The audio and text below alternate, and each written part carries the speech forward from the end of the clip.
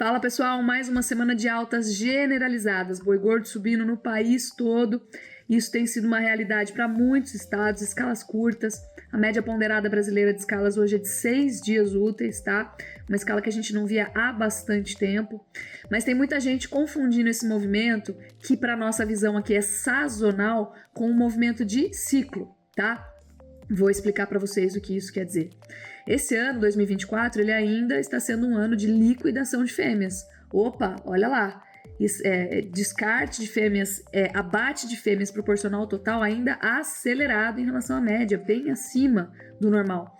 E ciclo, né, ele acelera devagar e ele desacelera devagar, ele não muda de uma hora para outra. Isso é característica de ciclo histórico, assim, quando a gente analisa séries históricas desde 1954, que é a nossa série mais antiga para o preço do boi, e observa padrões de abate em cima disso, né, principalmente a partir da década de 90, que é quando a gente tem dados de abate, fica claro que nós temos uma aceleração, um movimento que começa e se desenvolve lentamente e se recolhe lentamente também.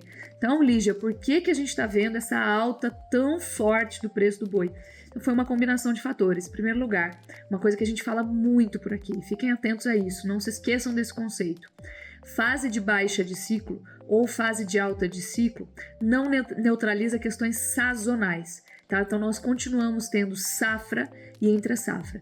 E agora nós estamos em pleno pico, né, no auge da seca, da entre safra, dos efeitos da seca. Tá certo? Então é sempre importante a gente lembrar disso. Segundo lugar, esse ano nós tivemos uma seca fora do normal, atípica, combinada com um volume de queimadas que a gente não via desde os anos 2000. Então houve um prejuízo muito grande à produção de forragens, tá? E tudo isso aconteceu, esse auge da seca, combinado com as queimadas, né? Ele aconteceu justamente em um momento em que, bom, acabou o pasto, né? E por outro lado, a gente não tinha animais de confinamento. Por quê? Porque em julho, né, a rentabilidade do confinamento não estava tão atrativa. Então não tem boi de pasto, não tem boi de confinamento, não tem boi terminado. Mas tem boi por aí, é isso que a gente analisa, tá bom?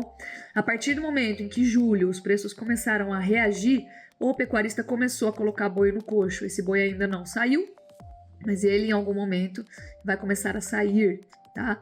Tem um estudo do CPEC que mostra pra gente que o tempo entre uma reação do mercado, né, positiva e o reflexo disso para que saiam animais do confinamento é mais ou menos de 105 dias, 105 dias, tá? Desculpa que eu tô falando assim, que essa semana eu tô muito gripada, vocês vão ter um pouquinho de paciência comigo hoje.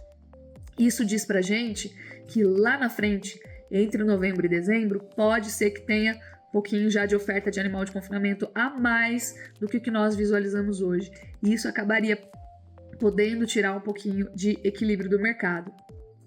Outro ponto importante para a gente ter chegado onde nós chegamos são as exportações de carne dentro de um cenário de câmbio valorizado. Então isso cresceu, fez crescer o interesse dos frigoríficos por exportar carne e acabou levando o frigorífico a se interessar em comprar boi justamente quando não tinha boi. Então combinou isso com uma situação de mercado também.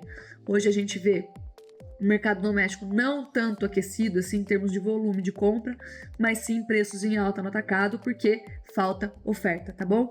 Então a gente acredita que esse movimento do momento ele seja bastante sazonal e que a gente ainda tenha um 2025 um pouquinho ponderado, por quê? Porque ainda tem mais fêmea para sair, tá bom? Por enquanto era isso, obrigado pela paciência, até a próxima.